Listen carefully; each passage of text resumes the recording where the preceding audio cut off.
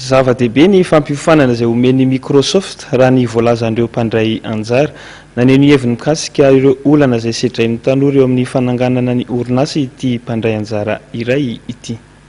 Fifanany Microsoft zany dia tena ilaina be ilay satria amin'izao hoe mila micréer entreprise dia izay ato moa zany efa formateur daholo avy eo iformer olona zany iformer tanora zany amin'ilay fiofanana azonay hoe amin'ilay resaka entrepreneur builder business BYB ilay izy dia izay zany no avoakanay avy eo ampianatra ny ankizy zany tanora i-accompagner tanora anan'ireny association sy ONG na tanora en général efa navita fianarana tonga anjareo hoe mba hanana an'izay esprit entrepreneur zay dia tena tsara ilay izy mahafinaritra na ny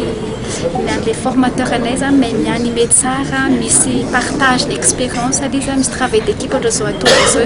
dia manao an'ilay izy zany hoe ahoana ny fomba iformenay an'ilay izy ahoana ny andrasanay tsara an'ilay izy ahafahanay miaina anazy tsara hipartage anazy avy eo. Ny amin'ny tanoranandro takosakana zany eo amin'ny resaka ilay amintsika malagasy eo amin'ny resaka ilay ray aman-dreny mihitsy ilay culture antsika mihitsy zany hitako misy sakana satria tsika tsy sasa ohatran'ny hoe zarina kombokombona foana fa tsy mba sasa